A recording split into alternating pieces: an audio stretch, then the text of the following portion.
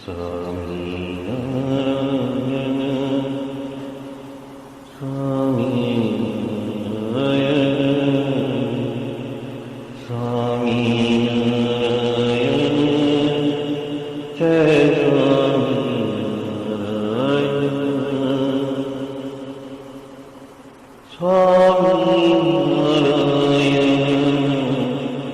સ્વામિનારાયણ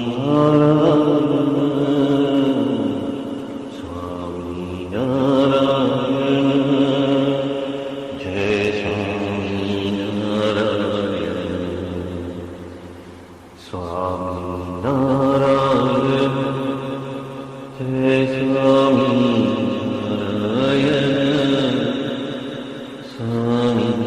સ્વામિનારાયણ જય સ્વામિનારાયણ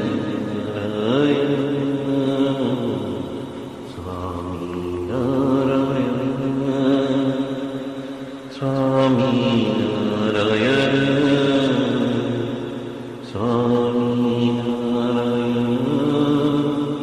જય સ્વામિનારાયણ સ્વામિનારાયણ સ્વામિનારાયણ જય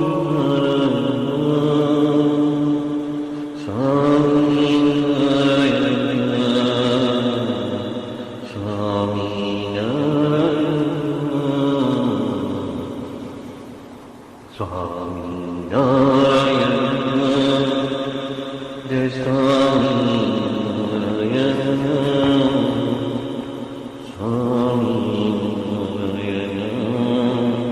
જય સ્વામિનારાયણ દિવ્યતાન્યા માર્ગે અમે ચાલ્યા સંતન સાથ સુખિયા થઈ ગયા નરને નાર દિવ્યતાના માર્ગે અમે ચાલ્યા સંતન સાથ સુખિયા થઈ ગયા નરને નાર સંત સંબંધમાં આવતા બધા શમી ગયા તે ઘાટ સુખિયા થઈ ગયા નરને નાર સંત સંબંધમાં આવતા બધા શમી ગયા તે ઘાટ સુખિયા થઈ ગયા નરને નાર પ્રત્યક્ષના પૂજારી કેરી સંત જીવન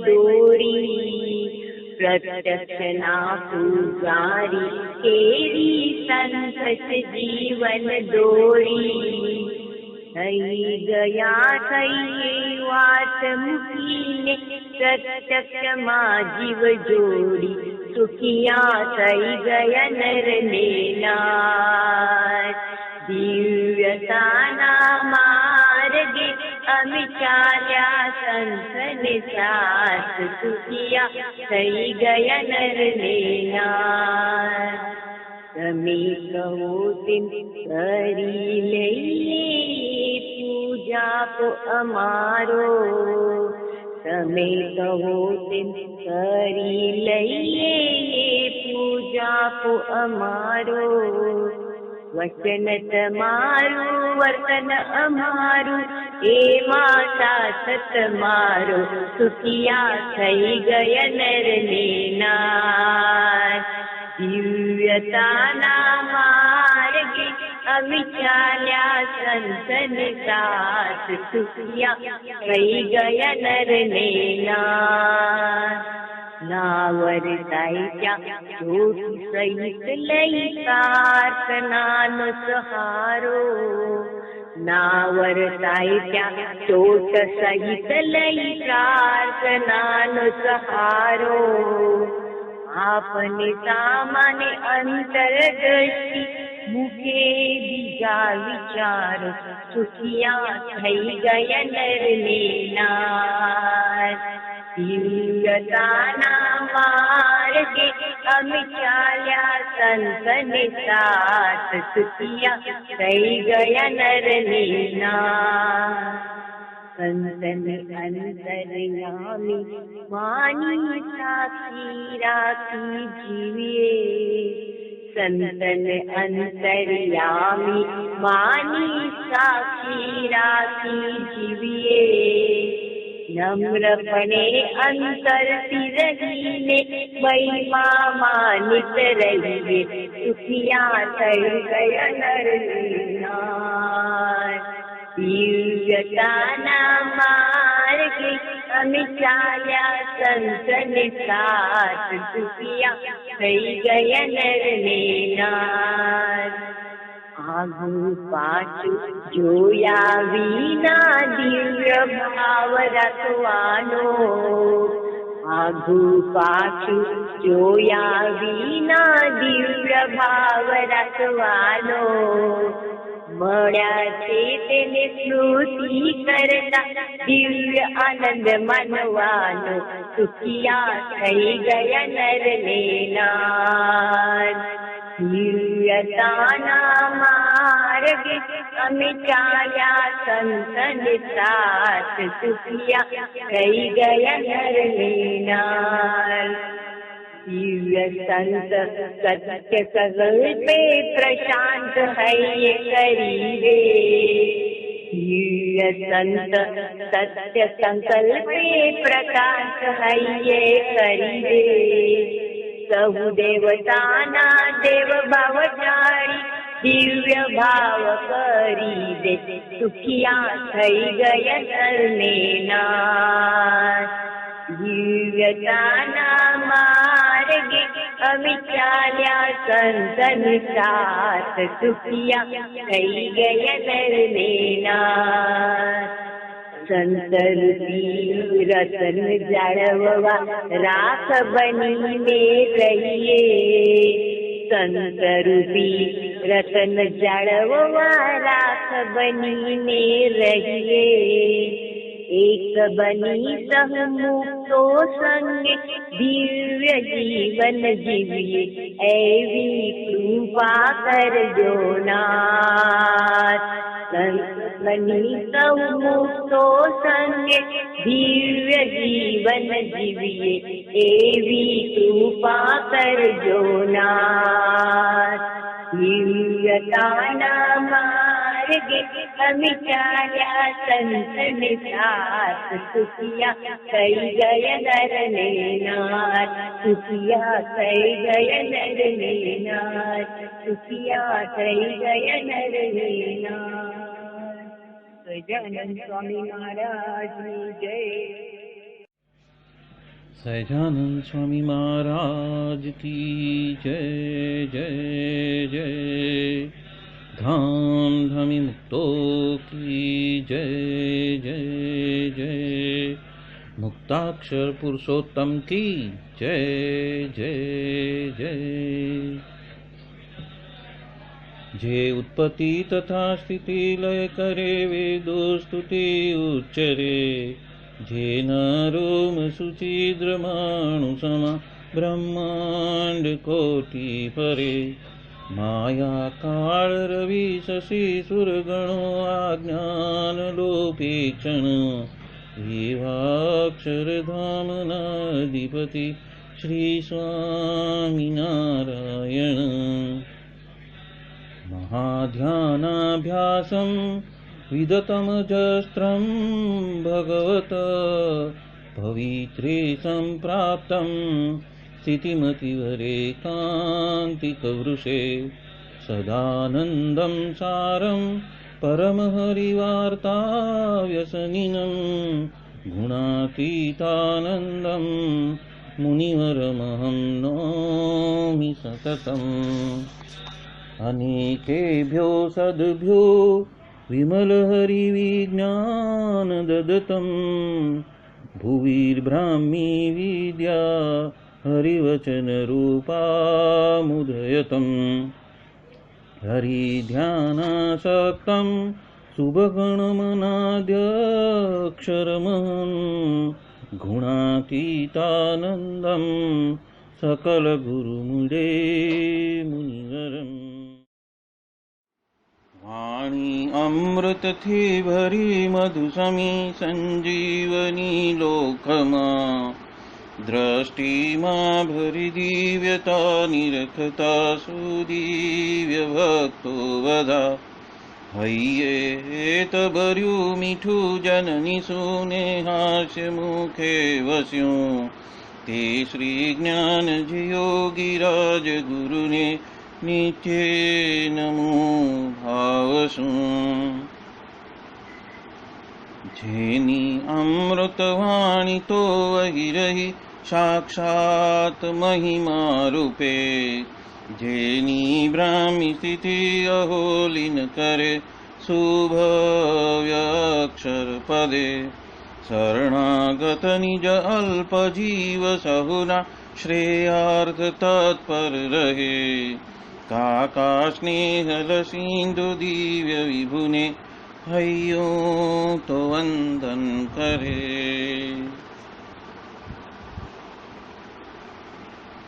क्षिप शांत प्रशांत सागर समा, साधु गुणे जे शोभता। जेना दर्शन ने समागम थकी, शांति सहु पामता। जे छे मानस पुत्र का काजिना, ने भजन मालिन रहे।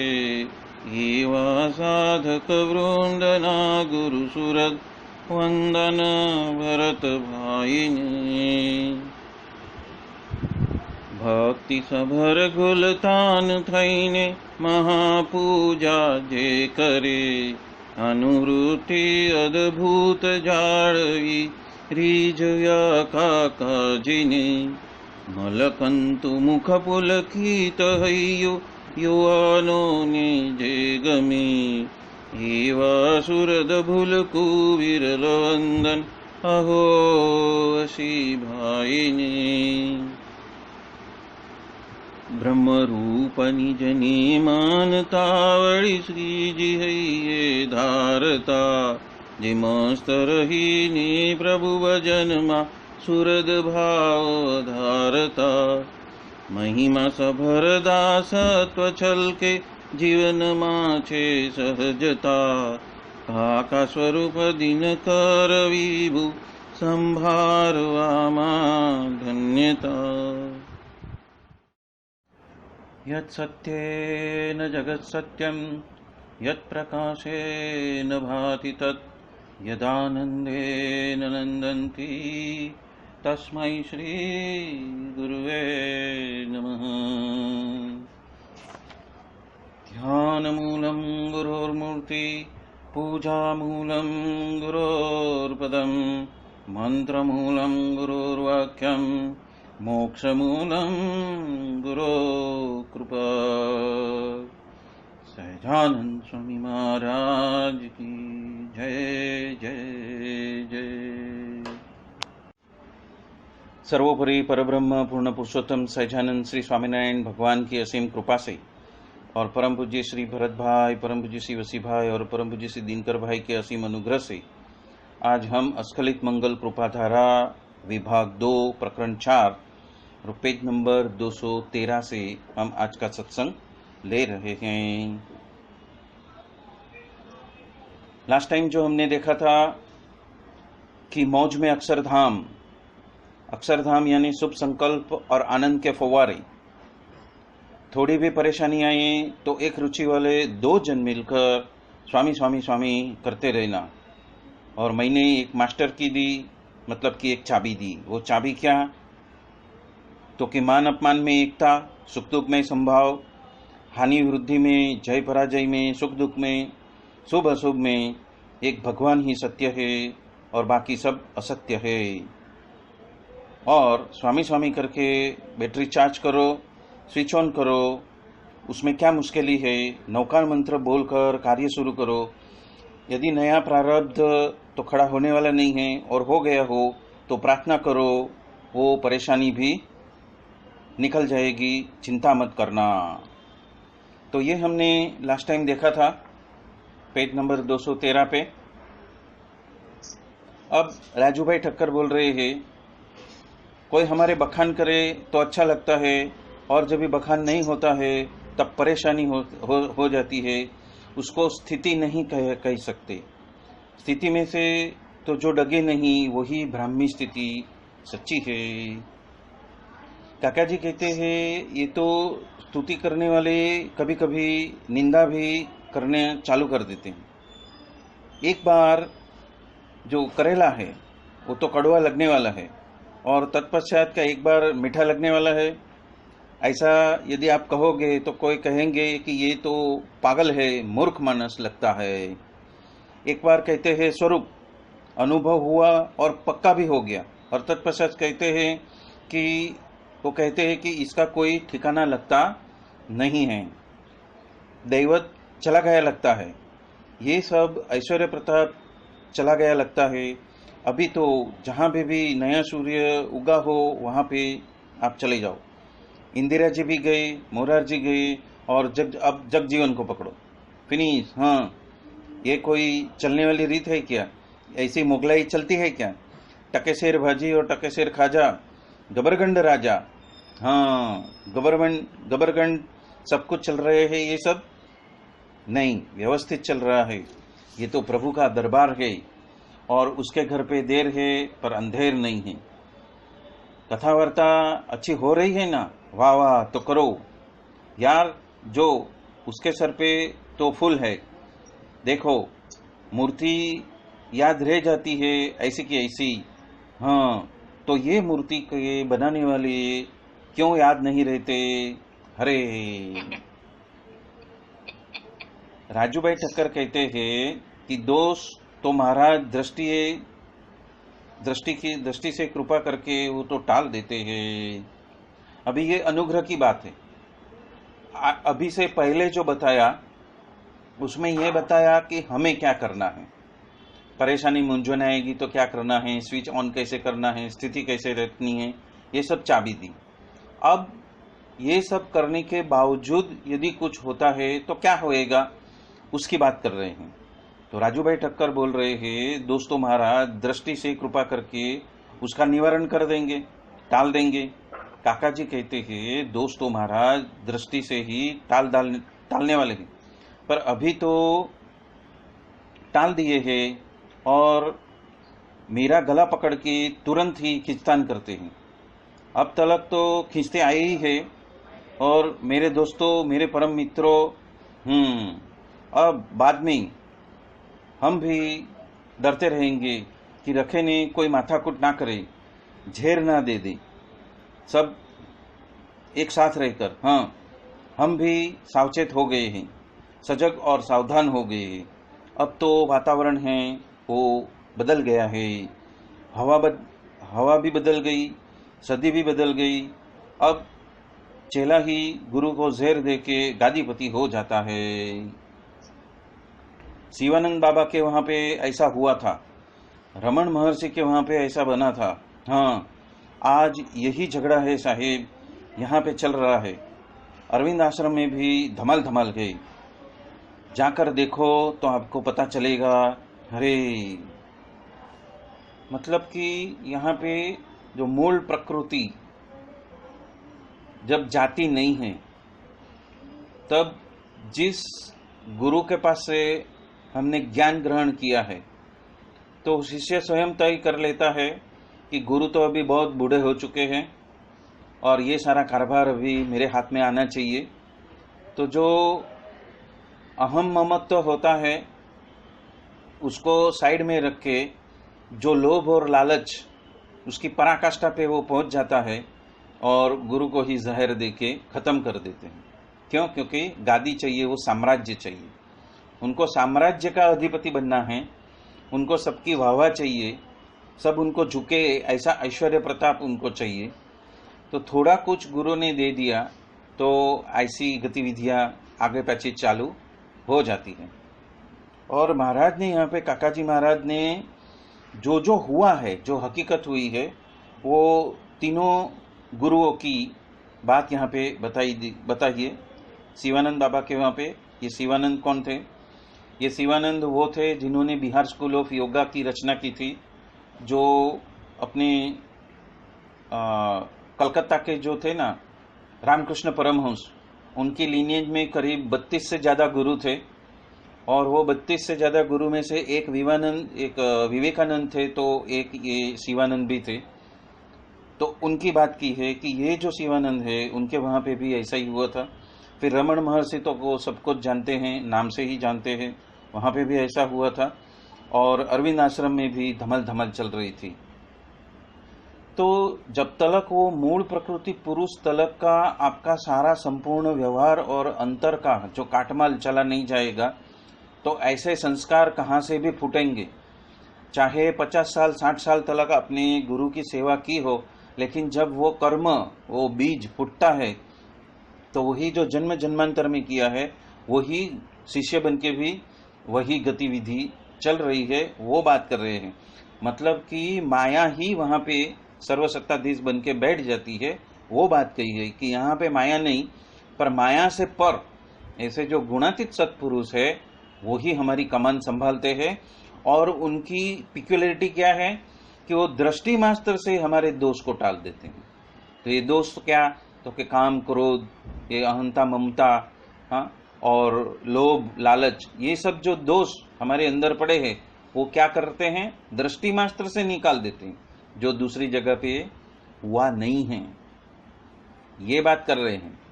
ऊपर क्या बात कर रहे हैं, दृष्टि मात्र से सारे दोष निकाल देते हैं। और नीचे क्या बात कर रहे हैं कि भारत की भूमि में ऐसे बड़े बड़े गुरुओं के साथ में ये सब चल रहा है। क्यों? क्योंकि वहां पे वो पावर नहीं है, अमायिक का पावर वहां पे नहीं है। वहां पे जो भी साधना होती है वो मायिक राज्य के अंदर की ही साधना है, उसके परे की साधना नहीं है। आगे चलते हैं। राजू भाई ठक्कर कहते हैं, पर स्वरूप समझने में यदि हमारी खोट रह जाएगी तो आखिरी तलक जो हमारे अंदर सब पास पड़े हैं वो तो जाने वाले नहीं हैं। यहाँ पे उन्होंने शब्द यूज किया है, वांधा जो है वो भांगेगा नहीं, मतलब कि जो पास पड़े हैं उसका निराकरण नहीं होएगा, वो वैसे के वैसे रहेंगे और वो कभी भी फुदक कर बाहर आ जाएंगे। काका जी कहते हैं, अंत तलक 28 वर्ष तलक मुक्तानंद स्वामी को समझन का जो भेद रहा था, धाम में जाने के 3 महीना जब बाकी रहे थे तब उनको समझ में आया। ये किसकी बात है? जो मुक्तानंद स्वामी ने नीलकंठ वर्णी को देखते ही पहचान लिया था, हाँ, कि ये नीलकंठ वर्णी है, वो मुक्तानंद स्वामी की बात कर रहे हैं कि जहां पे मुक्तानंद स्वामी को देख के नीलकंठ वर्णी के पैर जहां पे रुक गए थे 7 साल के विचरण के बाद में, वो मुक्तानंद स्वामी की बात कर रहे हैं। ये कितना बड़ा ये रहस्य है जो बता रहे हैं। यदि हम बीच में ही, यात्रा के बीच में ही मान ले कि मैंने तो सब कुछ पा लिया, थोड़ा सा ऐश्वर्य आ गया, या तो थोड़ा सा अपना काम हो गया, या तो थोड़ा सा हम अन्यों से ऊपर उठ गए, तो क्या होएगा, थोड़ी सी वाहवाही हो गई तो ये सब चालू हो जाता है। और वही बात बताई, 28 साल तक मुक्तानंद स्वामी को समझन का भेद रहा था, और धाम में जाने के सिर्फ 3 महीने जब बचे थे तब उनको समझ में आया। जो गड्ढे बूढ़े हैं वो होने के बाद में वो क्या सुख भुगतने वाले हैं, सब कुछ शक्य है, हाँ, हुहाटा ही न रहे, तो ये बात मुझे करानी है।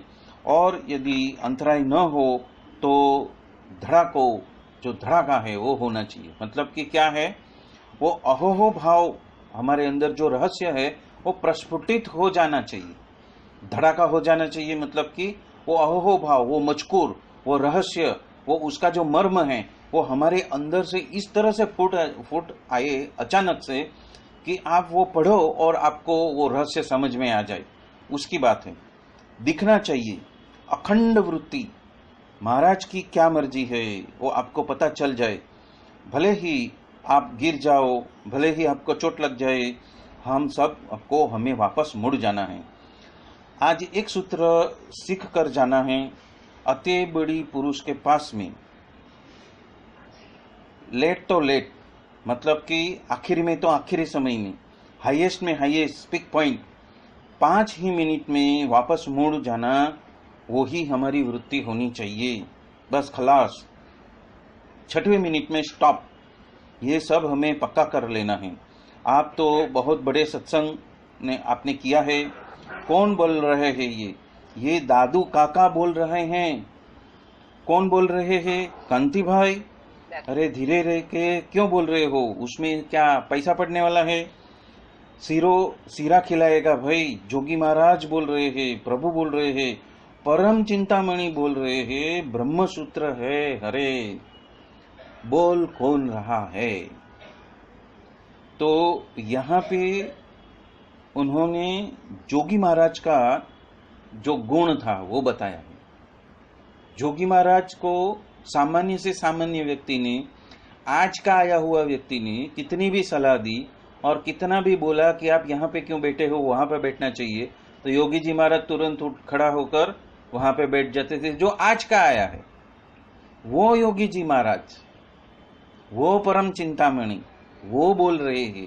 तो वही जो बोल रहे हैं वही ब्रह्म सूत्र है। काका जी ने यहाँ पे बहुत रहस्य की बात की है कि एक बार आपने योगी बापा को सर्वस्व मान लिया है, फिर उनकी ऐसी सामान्य लीलाओं में हमारे अंदर मनुष्य भाव न आ जाए कि आज का नया नया आया है, पहचान है नहीं, और वो योगी बापा को बोल रहे हैं कि इधर नहीं उधर बैठो।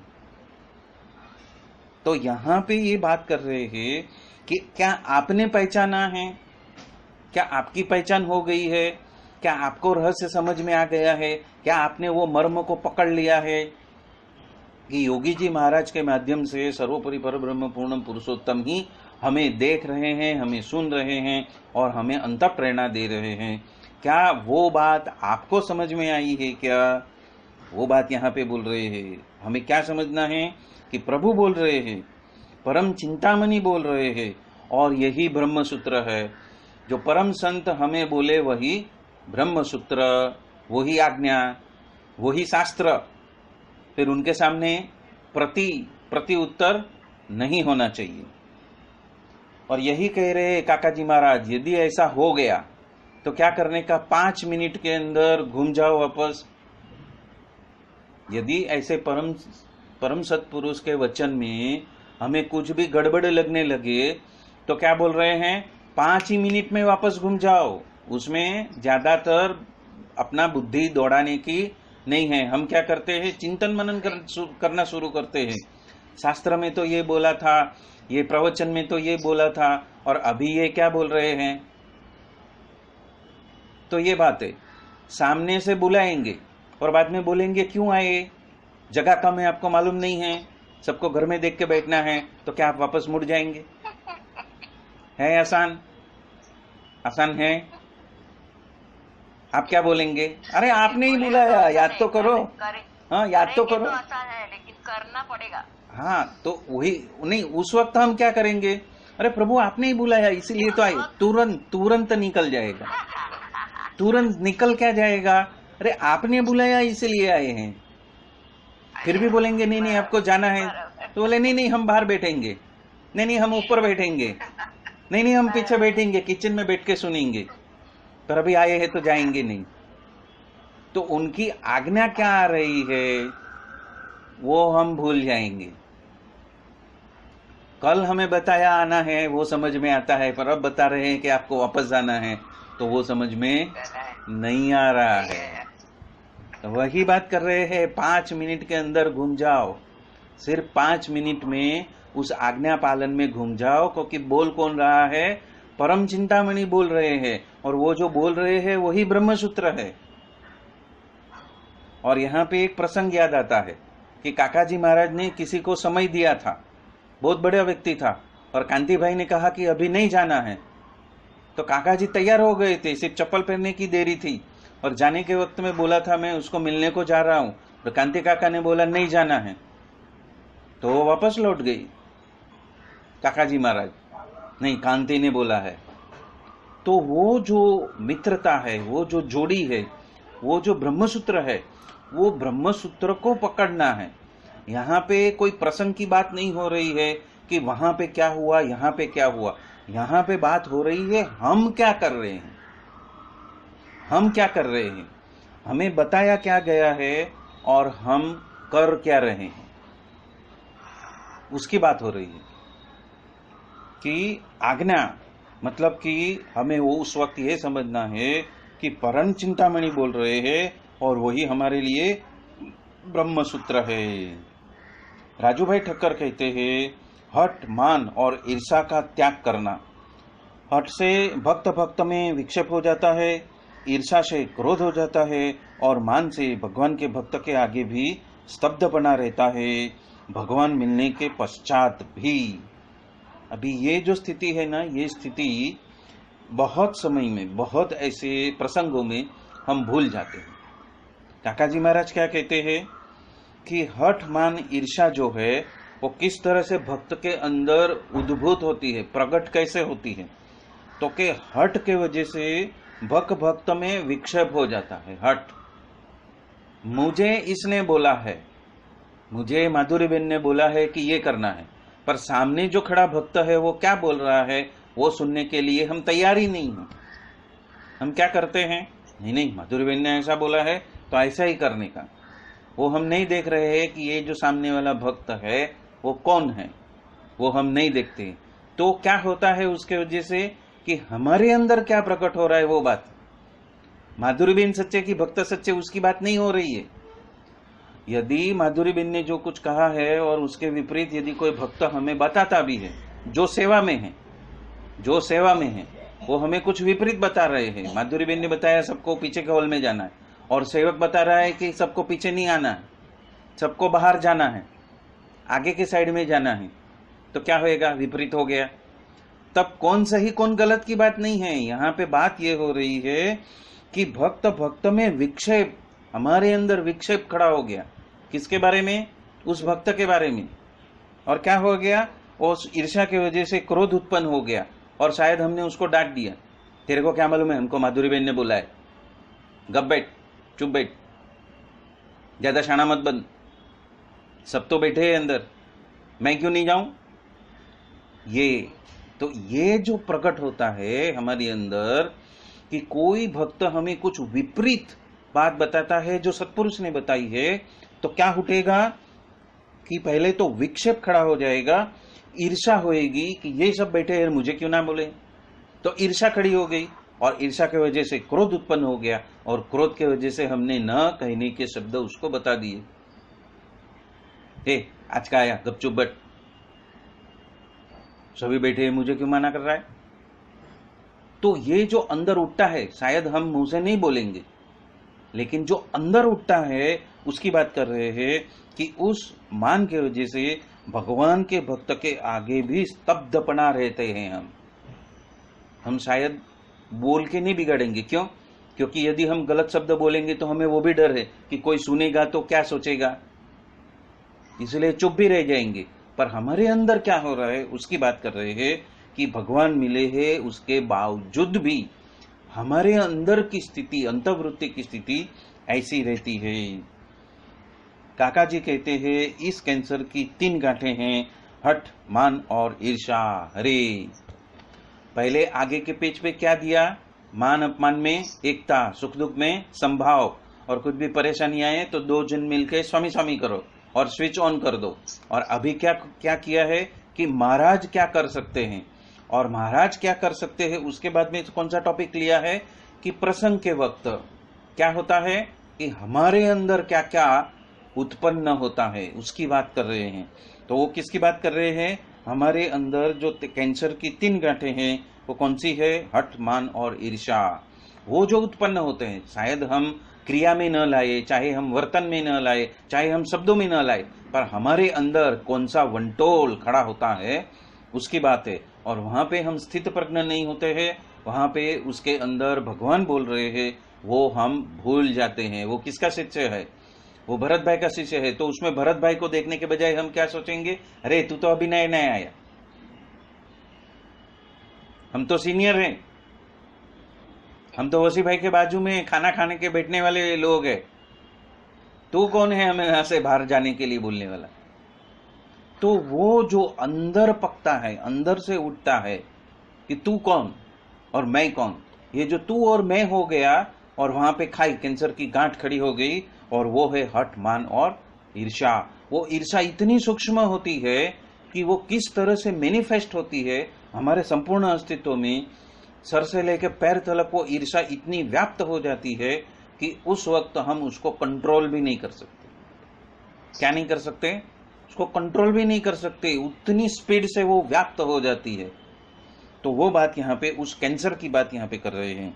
राजू भाई ठक्कर कहते हैं भगवान मिलने के बावजूद भी ऐसे स्वभाव हमारे रह गए हैं, और उसके ऊपर मछियाओं के फैबा, गडड़ा के जीवा खाचर और जिंजावदर के अलैया खाचर के आख्यान विस्तार से कह के बताए हैं।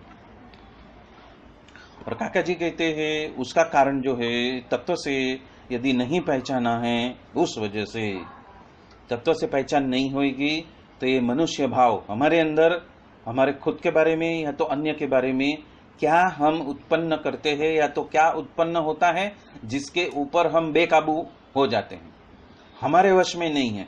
हम इंद्रिय, अंतःकरण और ये दोष के वश में आकर हम कुछ ऐसी क्रिया कर देते हैं जो नहीं होनी चाहिए। तो उसका कारण क्या बताते हैं कि उसका कारण वही है कि तत्व से पहचाना नहीं है, इसके वजह से उसका पावर आप जानते नहीं हैं, इसके वजह से। ये तो दयालु है, अति दयालु है। सुखे सुखे यदि करना हो तो ये समझ जाओ, और दुखे दुखे करना हो तो आपकी मर्जी की बात है। मतलब कि बेधड़क कैसा भी वर्तन करो, और यदि आपको सुखे सुखे करना है तो उसके ऊपर कंट्रोल करना सीखो। हठमान ईर्ष्या कभी खुल जाते हैं और कभी हमारा पतन शुरू हो जाता है, जो हमारे वश में नहीं रहता है। ऐसे प्रसंग में हमें अपने आप के ऊपर काबू करना है, और स्वामीनारायण स्वामीनारायण स्वामीनारायण स्वामीनारायण स्वामीनारायण स्वामीनारायण, विपरीत परिस्थिति में स्वामीनारायण स्वामीनारायण का महामंत्र होना चाहिए, और सामने वाले खड़ा जो मुक्त है वो सिर का मुकुट लगना चाहिए, और वो हमारे गुरु की मूर्ति भासित हमें होनी चाहिए। और वो जब नहीं होती है तो ही ये कैंसर खड़ा होता है। Choiceless awareness, timeless eternity. Choiceless awareness मतलब कि उसमें हमारी अंदर की पसंद और नापसंद उसमें घुलमिल न जाए। माधुरी बहन ने बोला है पीछे जाके आपको भोज जो है या तो जो प्रसादी है वो ग्रहण करना है, और जो आज का आया जो सेवक है वो बोल रहा है कि नहीं आपको अभी आगे बैठना है, इधर अंदर एंट्री लेनी नहीं है। उस वक्त की बात है। ऐसे ऐसे यही प्रसंग ऐसा नहीं, ऐसे बहुत सारे प्रसंग है।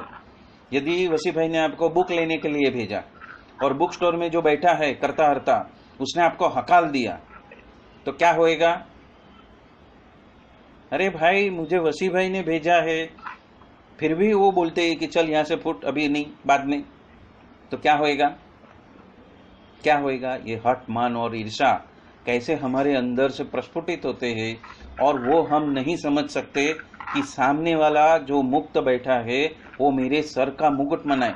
हकीकत में वसी भाई को वो बुक चाहिए ही नहीं थी, क्योंकि 15 मिनट पहले ही बात हो चुकी है कि ये बुक नहीं है, वसी भाई जानते हैं। फिर भी आपके अंदर क्या हो रहा है वो जानने के लिए वो आपको भेजते हैं, जहां वहां पे बैठा है उसके पास से ये बुक लेके आए।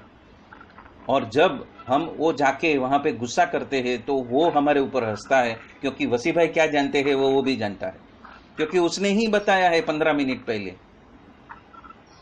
तो चटनी किसकी हुई?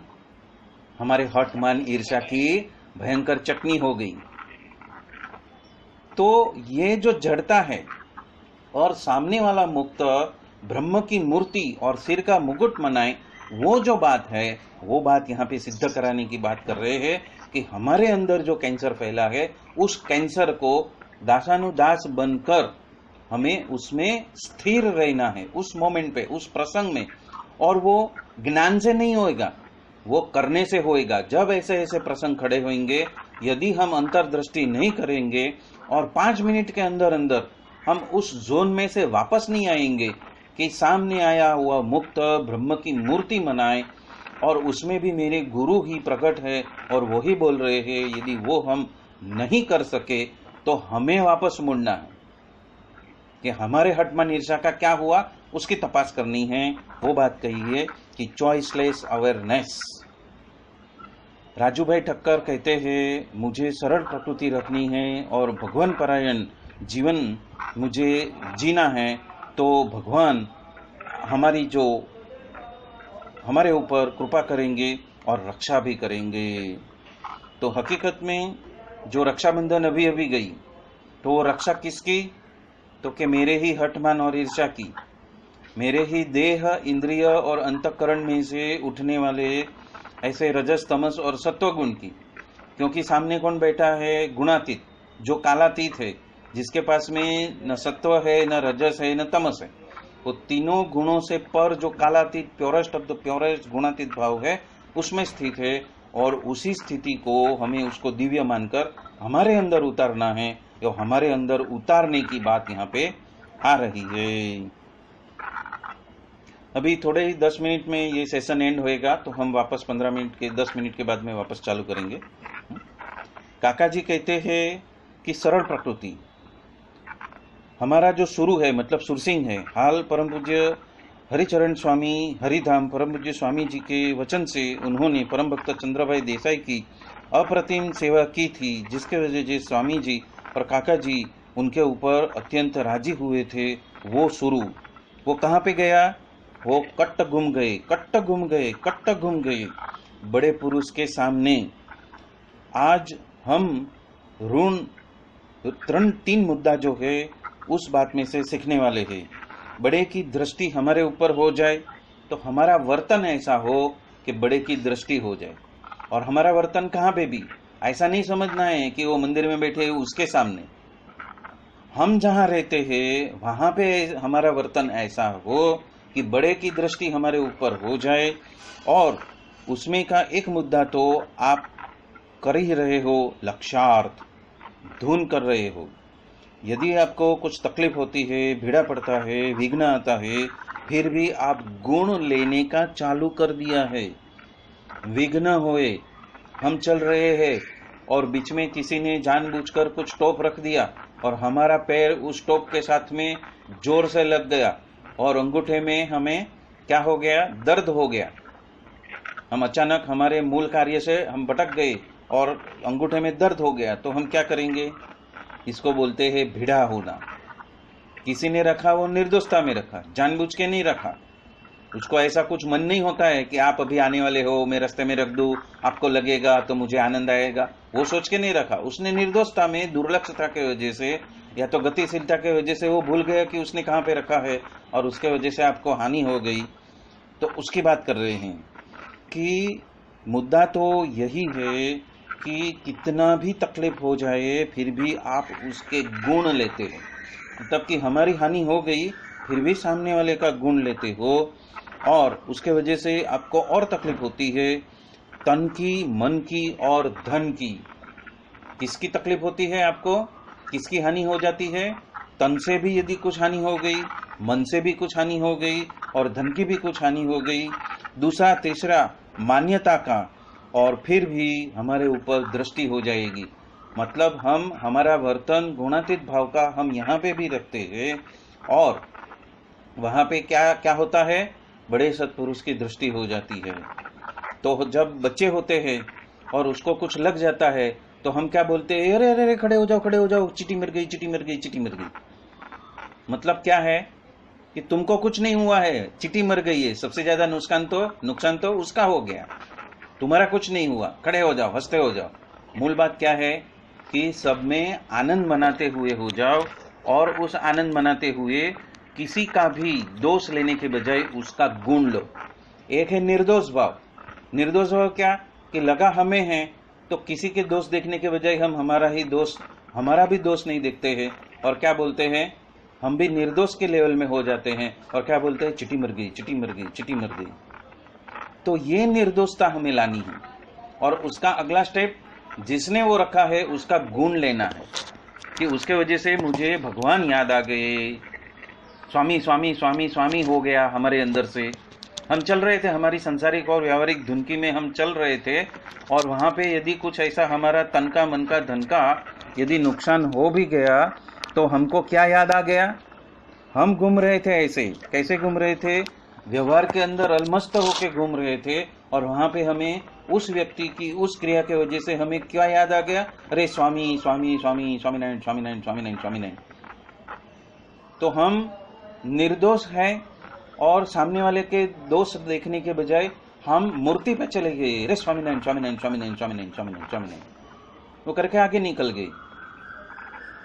तो हम उस वितंडावाद में नहीं पड़े, हठ मन ईर्ष्या के जाल में नहीं फंसे और उसको साइड में करके हम स्वामीनारायण स्वामीनारायण स्वामीनारायण करके आगे निकल गए। ये बात है कि व्यवहार के रंग में रंग कर हम जा रहे थे, वहां पे इस घटना ने, इस प्रसंग ने मुझे स्वामी की याद दिला दी।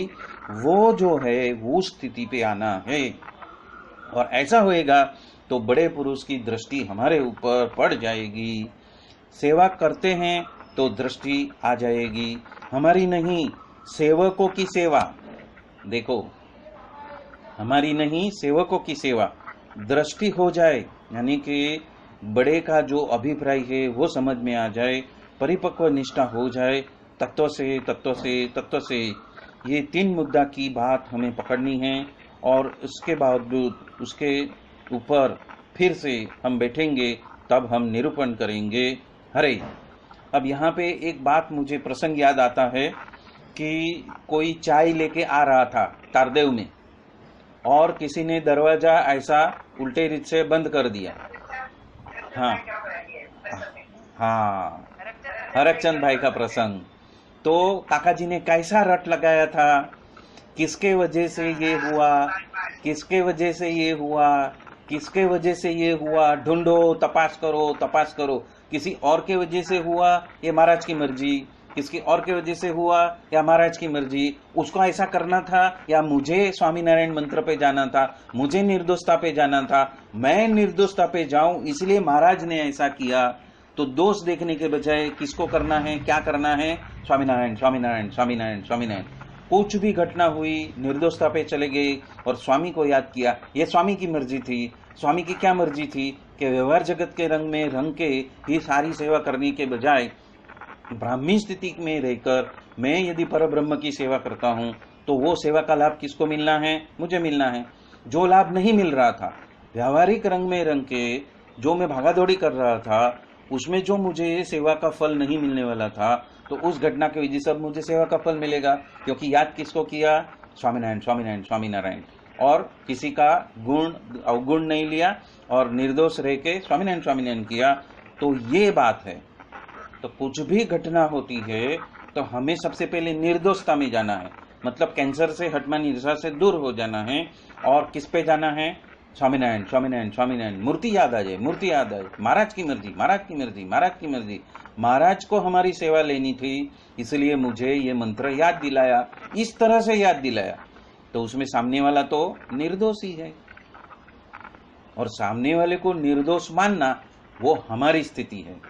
और उस निर्दोष स्थिति में स्वामीनारायण भगवान की मूर्ति को याद करना और उसकी मर्जी से ये सब हुआ है और उसमें मेरा लाभ है, तो वो बात है कि तन की, मन से और धन से ही हमें उस स्थिति में चला जाना है। राजू भाई ठक्कर बोलते हैं निर्दोष बुद्धि वही सेवा।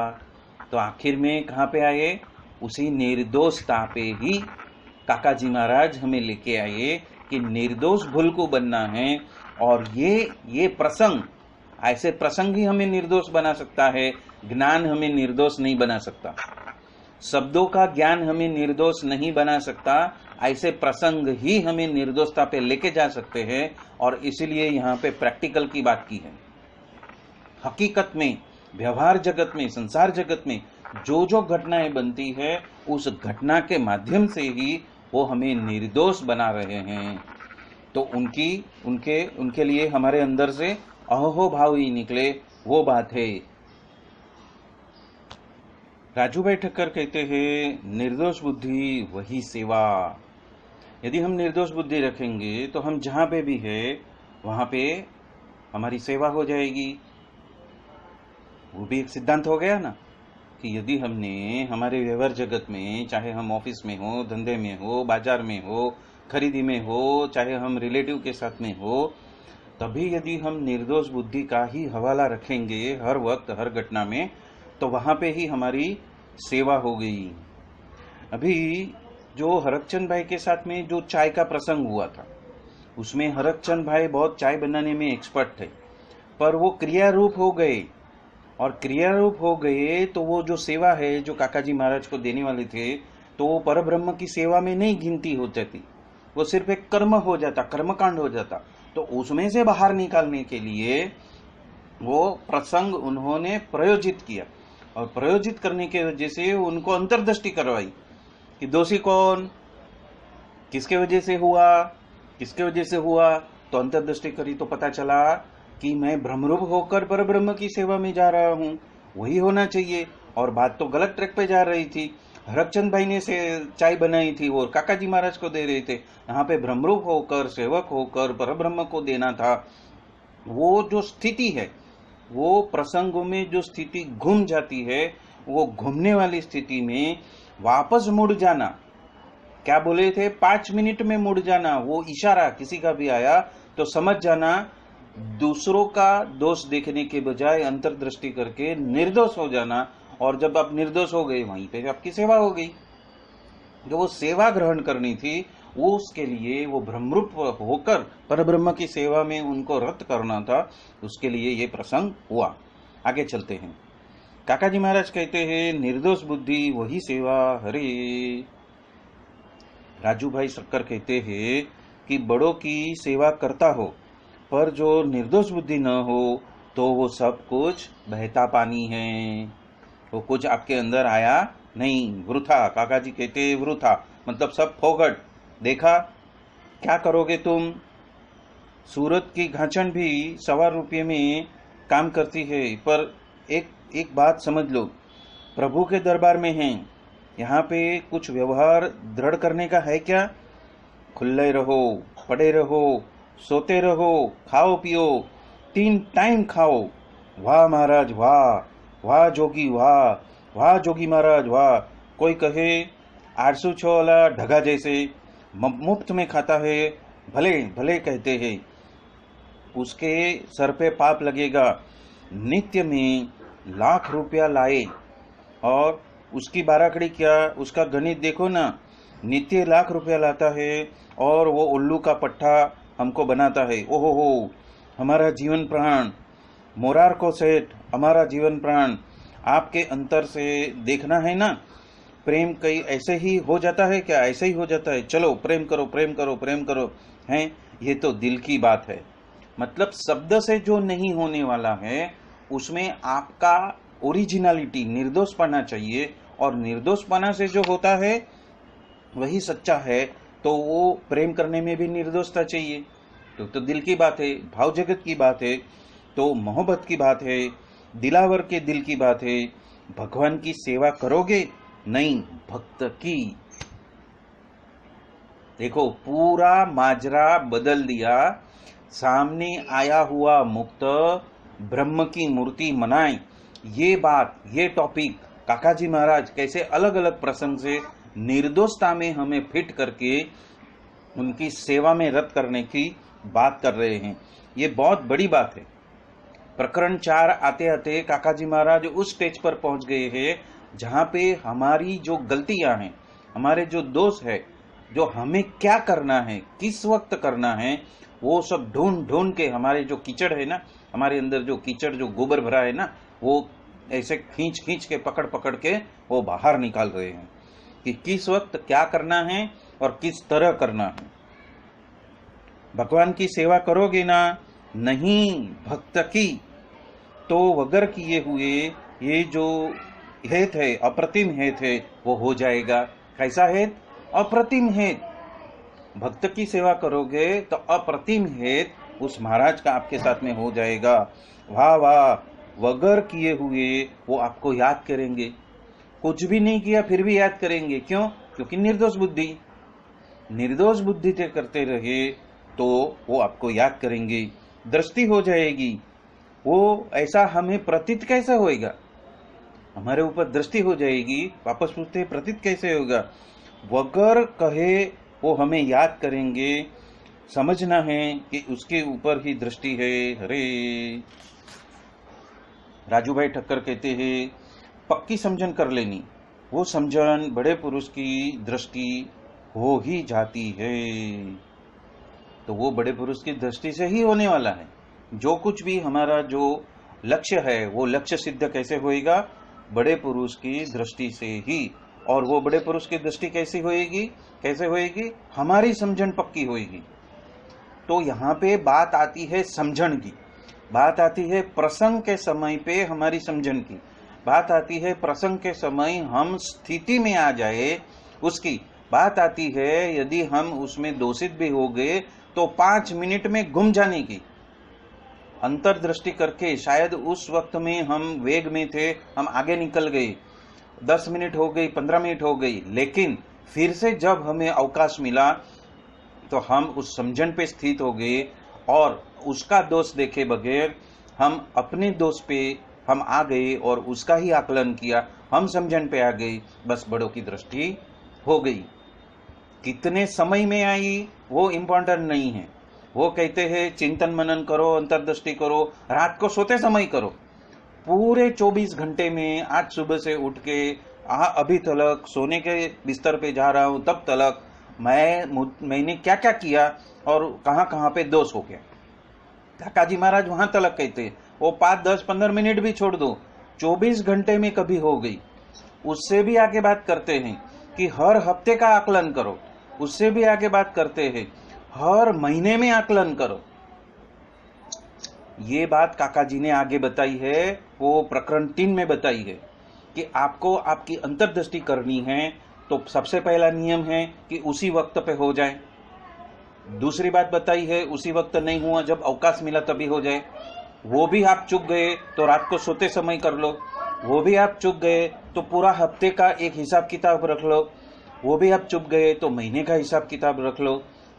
और वो जब आप पकड़ना चालू करोगे तो आपको आपका जो दोष है वो समझ में आने लगेगा। क्यों?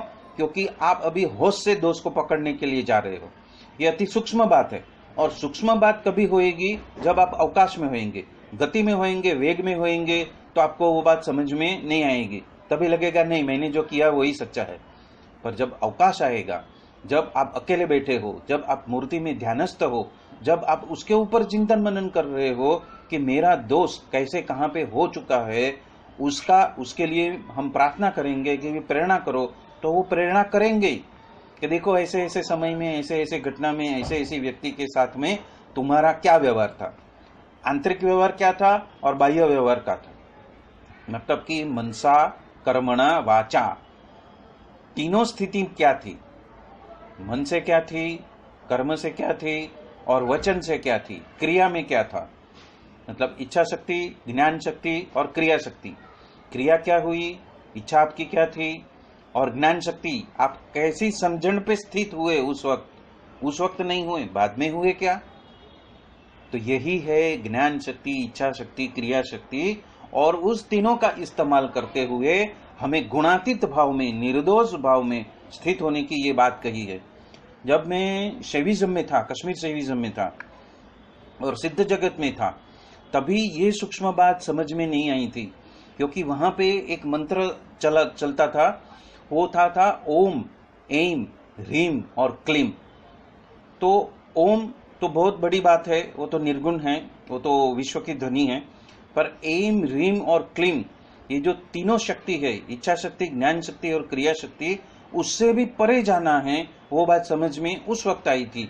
पर किस जोन में जाना है वो बात समझ में नहीं आई थी। इच्छा शक्ति, ज्ञान शक्ति, क्रिया शक्ति, ये 3 शक्ति है और तीनों से परे जाएंगे तो गुणातीत भाव है, अवधूत स्थिति है, वो समझ में आया था। पर अवधूत स्थिति माने बच्चे जैसी निर्दोषता, वो बात पकड़ में नहीं आई थी। वो बात अभी पकड़ में आई कि वो निर्दोषता में जाना है, वो निर्दोष भूल को बनना है, मतलब कि बच्चे के जोन में जाना है, टोटल निर्दोषता में जाना है। और ये बात जब भी समझ में आई बाद में, जब भी मैं पूना में गया था 2001 से 2004 तक, मैं एक ज़ेन मास्टर की शिविरों में जाता था। हर हफ्ते एक बार बंबई में जाने का और हर महीने एक बार पूना जाने का, ऐसा 3 साल चला था। और उसमें ये बात आई थी कि हमें कैसा निर्दोष बनना है, कैसा भुलकू बनना है, मतलब कैसा बच्चे जैसा बन जाना है, वो बात आई थी। तो वो बात अभी समझ में आती है कि ये जो स्थिति जिसमें हमें स्थापित होना है, जो गुणातीत भाव में स्थापित होना है, वो निर्दोषता में स्थापित होना है, वो ये है। और यदि ये हो गया तो क्या होएगा? बड़े पुरुष की दृष्टि हो जाएगी। और बड़े पुरुष की दृष्टि हुई कि नहीं हुई? हुई। राजू भाई भट्ट मिल गए, उनकी दृष्टि हुई। वैसे ही साक्षात मेरे सामने काका जी के रूम में काका जी साक्षात बंडी और धोती पहन के हाजरा जी हजूर पान चबाते हुए, आज तक नहीं मैं भूल सका। तो वो क्या हुआ? बड़े पुरुष की दृष्टि हो गई, क्योंकि वो जोन जब पकड़ लिया, उस जैन मास्टर की टीचिंग्स के वजह से वो निर्दोषता का जो जोन पकड़ लिया, उस जोन के वजह से उनकी दृष्टि हो गई, और उनकी दृष्टि की वजह से भरत भाई की दृष्टि हो गई, और भरत भाई वसी भाई की दृष्टि की वजह से दिनकर भाई की दृष्टि हो गई। तो हमारे जीवन में अभी इसी वक्त उनकी दृष्टि है, और उनकी दृष्टि है तभी ये बात हम कर पा रहे हैं। ये सत्संग उनकी दृष्टि की वजह से होता है, हमारे करने की वजह से नहीं होता। जहां पे मैं कीर्तन भक्ति कर रहा हूं और आप श्रवण भक्ति कर रहे हैं, हमारी दोनों की भक्ति हो रही है, क्योंकि उनकी दृष्टि है। उनकी दृष्टि के बिना पत्ता भी नहीं हिलता। तो वो बात समझनी है, वो निर्दोष जोन में जाना है कि जो कुछ मेरे जीवन में हो रहा है वो मेरे गुरु के राजीपा के वजह से ही हो रहा है। और ये बात हम भूल जाते हैं। हम क्या पकड़ लेते हैं? मैंने संकल्प किया था, मैंने महापूजा में ये प्रार्थना की थी, उसका तो कुछ परिणाम आया नहीं, मतलब महाराज तो कुछ करते ही नहीं है, खाली खाली हमारा नाम लेके ढोल पिटते रहते हैं। हाँ, तो वो जो अंदर से जो उबलता है ना, वो उसको कंट्रोल करने की बात है। सबको होता है, ऐसा नहीं है कि हम वो स्थिति में पहुंच गए। यदि हम वो स्थिति में पहुंच गए हैं तो फिर हम अक्षरधाम में ही हैं, जीते जी अक्षरधाम में हैं। पर फिर भी यदि कुछ व्यवहार का, संसार जगत का, ये देह जगत का, ये व्यवहार जगत का, ये संसार जगत का कुछ भी हमें लगता है, मतलब कि हम उस निर्दोष जोन से गिर गए हैं, निर्दोषता से गिर गए हैं। और निर्दोषता से गिर गए हैं, उसके वजह से हर क्रिया हमारी सेवा नहीं बन रही है। नहीं तो क्या होएगा? हम निर्दोष जोन में हैं तो हमारे अंदर ये बात पक्की है कि उसके हिलाने से ही हम श्वास ले सकते हैं। हमारे अंदर अपने खुद से ताकत से श्वास लेने की भी क्षमता नहीं है। ये जो श्वास जो चल रहा है वो भी उसकी कृपा दृष्टि से ही चल रहा है। यदि वो समझ में आ जाए तो हमारी हर क्रिया सेवा हो जाएगी। हर क्रिया, चाहे हम कहां पे भी हो, चाहे हम बस स्टॉप पे खड़े हो, चाहे हम रेलवे में ट्रेन पकड़ने के लिए खड़े हो, चाहे हम बॉस के सामने खड़े हो, चाहे हम घर में किसी विकट परिस्थिति में हो, फिर भी यदि ये निर्दोषता बनी रहेगी कि सर्व कर्ता हर्ता मेरे प्रभु है, तो हर क्रिया आपकी सेवा हो जाएगी। और जब हर क्रिया सेवा हो जाएगी तो आपके पुण्यों का अंबार लग जाएगा। क्या लग जाएगा? पहाड़ नहीं, अंबार लग जाएगा। अंबार, अंबार जो असीमित है, अंबार जो असीमित है, तो दृष्टि क्यों नहीं पड़ेगी? जब हम यहाँ पे स्वामीनारायण का एक मंत्र जाप करते हैं तो पिंडेशो ब्रह्मांडे होता है, तो एक स्वामीनारायण का जो ध्वनि हमारे अंदर से उठता है तो क्या होता है? वो पूरे ब्रह्मांड में उसका जो ध्वनि है वो गूंजता है। जिस तरह सूर्य के अंदर जो ओमकार सततता में घूमता है, तभी इस पृथ्वी के ऊपर जीव पनप सकता है, जी सकता है। उसी तरह हम जिस वक्त ये ध्वनि का उच्चारण करते हैं स्वामीनारायण, उस निर्दोषता से, उस हृदय से, उस मक्कम निर्धार से करते हैं कि महाराज ही सर्वकर्ता हर्ता है और वही सर्वोपरि है, तो संपूर्ण पिंड के अंदर जितने भी जीव मात्र है उसको साता मिलती है, उसका कल्याण हो रहा है। यदि ये भाव से आपने स्वामीनारायण का एक भी मंत्र बोला तो उसका अनंत गुना अमाप आपकी सेवा हो गई, आपकी सेवा हो गई। आपकी हर क्रिया सेवा हो जाए, वही काका जी महाराज की मनसा है। और वो यहाँ पे वो बात बता रहे हैं कि समझन को पक्का कर देना, तो बड़े पुरुष की दृष्टि है ही, करनी नहीं पड़ेगी, है ही, ये है ही समझ में आ जाए। जब हमारे अंदर है ही निर्दोषता आ गई तो वो दृष्टि है ही, वो अखंड हो जाएगी। वो क्या हो जाएगी? जिस तरह से मूर्ति अखंड है उसी तरह से दृष्टि भी अखंड हो जाएगी, क्योंकि हमारी वृत्तियां, हमारी हर क्रिया सेवा हो जाएगी। वो बात यहाँ पे काका जी महाराज कह रहे। आगे चलते हैं। यदि हम भी बड़े पुरुष की दृष्टि से उसके साथ में ही बाखड़ा बाखड़ा या तो भिड़ा, हरे मतलब हम क्या करते हैं, उनके साथ में ही भिड़ा लेते हैं। 6 महीने से महापूजा करवा रहे हैं, क्या करते हो, क्या करते हो? मेरा तो एक बाल भी बांका हुआ, वो सीधा नहीं हो रहा है, वैसा का वैसा ही है। लेकिन वो जानते हैं किस वक्त क्या करना है, तो वही जानते हैं ना। यदि वो गोपियां बोलती थी या तो गोकुल वाले या तो व्रजधाम वाले बोलते थे कि 1 दिन हो गया, 2 दिन हो गया, 3 दिन हो गया, न खाना है, न पीना है, न सोना है, ये हम लकड़ी उठा के खड़े हैं, आप क्या कर रहे हो, ये भाव आता था तो। पर नहीं, सबका निर्दोष भाव था। कान्हा हम तुम्हारे साथ में हैं, हम भी तुम्हारे साथ में, हम उसके साथ में डट के खड़े रहेंगे। ये जो गोपी भाव, ये जो सरेंडर, ये जो समर्पितता, ये जो क्वेश्चन रहित निर्दोषता, क्वेश्चन रहित निर्दोषता, तो 7 दिन तलक पंगा लिया। गोपी भाव अभी आया कि गोपी भाव वही ब्राह्मी स्थिति और परब्रह्म में जुड़ जाना, तो जो कृष्ण कर रहे थे वही उन्होंने किया। तो जब जुड़ गए तब ऐसा क्वेश्चन किया कि कान्हा ये 3 दिन से क्या लग रखा है, न खाना मिला है, न पानी मिला है, न दूध मिला है, न चाय मिला है, न गैया का दर्शन हुआ है, न किसी का इधर, न सोते हैं न जागते हैं, क्या कर रहे हैं? ऐसा नहीं था। तो वो जो ब्राह्मी स्थिति जो गोपियों की थी वो हमारी हो जाए, हमारी हुई नहीं है, इसीलिए हमें अक्षरधाम का सुख नहीं मिल रहा है। तो वो हो जाए, वो ही बात यहाँ पे काका जी महाराज कर रहे हैं, राजू भाई ठक्कर बता रहे हैं। इसीलिए बड़ों की दृष्टि में आ जाना, सच्ची समझन कर लेनी, ये समझन बड़े पुरुष की दृष्टि से ही होती है। बोलो, ये समझन भी स्थिर होएगी तो बड़े पुरुष की दृष्टि से ही होने वाला है। आपसे यदि हम बोलेंगे मैंने किया इसीलिए हुआ, मैंने प्रयत्न किया, पुरुष यत्न ईश्वर कृपा, हम सिर्फ यत्न कर सकते हैं, हम सजगता पे जा सकते हैं, पर जो परिणाम है, जो दृष्टि है, वो तो उनकी कृपा से ही है। इसलिए बड़े की नजर में आ जाना, हमारा कुछ भी बल नहीं है, पर जो कुछ हो रहा है वो बड़े की दृष्टि से ही होता है। बड़े की दृष्टि में आ जाते हैं तभी उनके बारे में मनुष्य भाव कभी आए ही नहीं। मतलब वो निर्दोषता जो हर क्रिया में, हर सांस पे वो चलती रहे, तो वो ही अखंड हो जाए। सिर्फ मूर्ति अखंड रखने की बात नहीं है। काका जी ने मूर्ति को अखंड रखने की बात तो प्रकरण 1 में ही कर दी, लेकिन अब हायर स्थिति आई है। हायर स्थिति क्या, तो कि निर्दोषपना के जोन में घुस के हर क्रिया को मुझे क्या करना है, ब्राह्मी स्थिति में लेके जाना है, और ब्राह्मी स्थिति से उनकी अखंड दृष्टि में रहना है। हमने ये प्रयत्न किया ही नहीं है। और काकाजी महाराज ये गुह्य से गुह्य बात ये पंचगिनी शिविर में बता रहे हैं कि मैं आपको यहाँ पे क्यों लाया हूं।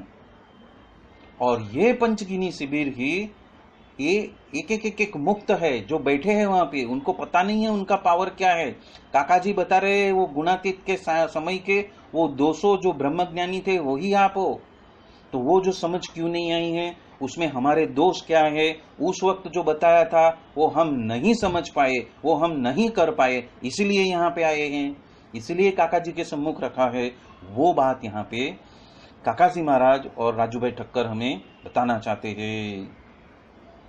काका जी कहते हैं यदि दृष्टि में आए हैं तो मनुष्य भाव आए ही नहीं। एक मेघ की पहचान ऐसी हो जाए, एक मेघ की नजर देखी तो भी जानवर को आप ऐसे ही कहो कि देव हो। यदि अक्षरधाम का जानवर भी सामने आ जाए या तो भक्त का कोई जानवर भी सामने आ जाए तो आप क्या कहोगे कि देव हो? हाँ, देवपन बता दिया। आप नजर में आ गए। किसके? मान की घोड़ी किसकी? बंदर, हनुमान। हनुमान कौन? गणेश। लो बोलो, ये भगवान की नजर में आ गए। ये सब किसकी नजर में आ गए? भगवान की दृष्टि में आ गए। अन्य सब कुछ बंदर कहलाए, पर राम को पहचानना वो ही हनुमान। बंदर तो बहुत सारे थे, हाँ, वाली भी था, सुग्रीव भी था, और भी उसके राज्य कारभारी भी थे, सभी थे, पर नजर में कौन आ गया? हनुमान। जो ये नजर में आ गया, वहां पे ऐसे ऋषि मुनि आपके जैसे सब अक्ल वाले और बहुत होशियार और सिद्ध भी बैठे हुए थे। उन्होंने कहा वो बंदर आ रहा है। तत्पश्चात राम कहते हैं, ऋषि मुनिया, हे अंगद सेवको, वो बंदर नहीं है। यदि वो आएंगे तो आप पूछ लेना उसको, वो तो ऐसे कुदका मारता है और ऐसे भुसका मारता है। अलिया बंदर तू कौन है? वो कहते हैं, ओ महानुभावो, शरीर से तो मैं बंदर हूँ, ऐसे तो मैं राम का अंश हूँ, तत्व से मैं राम रूप हूँ, और आप बहु बोलोगे तो राम भी दिखा देता हूँ। लो, ऐसा कहा नहीं कि आपकी ताकत हो तो बताओ। और इस तरह से भगवान अखंड है, अखंड है, अखंड है, इस तरह से बोलते हो। हाँ, अखंड करूँ, प्रकट करूँ। हाँ, ये बोलने की बात नहीं है। ये हनुमान व्यक्ति को भी हनुमान चालीसी करनी पड़ती है, हनुमान के मंत्र का जाप करना पड़ता है। हाँ, और जिन्होंने हनुमान को बिठाए होंगे, मतलब उनकी मूर्ति बिठाई होगी, तो सांता क्रूज में तो कुछ ताकत वाले मनुष्य होंगे ना। यार, हनुमान की मूर्ति जिन्होंने पधराई होगी, हनुमान में जो जिसने ताकत रखी होगी, तो कितने सारे रुपयों का ढगला होता है पता है आपको? वहां पे सारी जमीन सोने की हो गई। 4 आने फुट से मिली हुई बुआ काका को आज 200 रुपया फुट हो गई। सांता क्रूज में जमीन का भाव तो आप पूछो। मैंने कहा ये तो सोने की लकड़ी हो जाएगी। हाँ बुआ काका, ये हनुमान का अवतार था। बापा बोले इसलिए हमें सच्ची समझन रखनी है। बापा बोलते हैं इसलिए तत्पश्चात शंका करनी ही नहीं। बस जूनागढ़ में गुणातीतानंद स्वामी बात करते थे। एक व्यक्ति ने दरवान को पूछा, अरे यहाँ पे अनंत ब्रह्मांड उड़ते हैं क्या? क्या लगता है उसको? दरवान कहते हैं, अरे यार, मैं 30 बरस से यहाँ पे हूँ। हाँ, मैं दरवाजा का संभाल करता हूँ।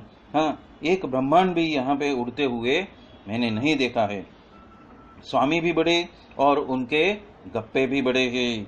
और आपको ऐसा होता होगा कि ये काका अत्यंत कल्याण की बात कर रहे हैं, आज ही कर रहे हैं।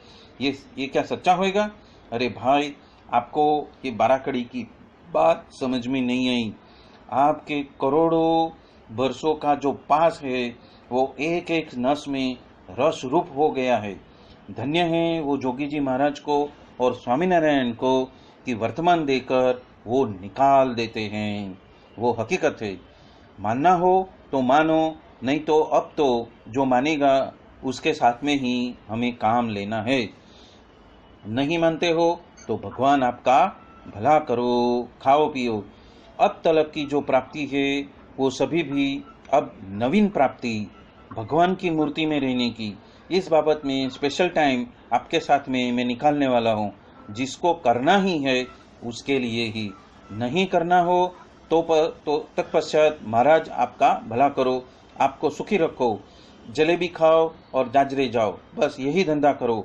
अक्षरधाम तो अंतकाल में है। हरे, यहाँ पे काका जी महाराज ने 2013 से 2016 तक के ऐसा जबरदस्त चाबी बताया, ऐसा जबरदस्त चाबी। तो वो चाबी कौन सा था? स्थित प्रज्ञ होने का जो चाबी था वो कौन सा था? मान अपमान में एकता, सुख दुख में संभाव, हानि में वृद्धि में, जय पराजय में, सुख दुख में, शुभ और अशुभ में सिर्फ भगवान ही सत्य है और वो ही करता हरता है। और उसी रूप से मुझे निर्दोष हो जाना है, वो बात यहाँ पे काका जी महाराज हमें बता रहे हैं। अब यहाँ पे कितना बजा है? 6:45 हुआ है। तो अब यहाँ पे हम समाप्त करते हैं आज का सत्संग। हाँ, तो इसी के साथ में हम आज का सत्संग यहीं पे समाप्त करते हैं, संपन्न करते हैं। और नेक्स्ट टाइम जब भी मिलेंगे शुक्रवार को, तो फिर से यहाँ से ही आगे बढ़ेंगे। बोलो सहजानंद स्वामीनारायण भगवान की जय जय जय। धाम धमी मुक्तो की जय जय जय। सर्वगुणातीत सत्पुरुषों की जय जय जय। मुक्त अक्षर पुरुषोत्तम की जय जय जय जय। आप सभी को जय स्वामीनारायण।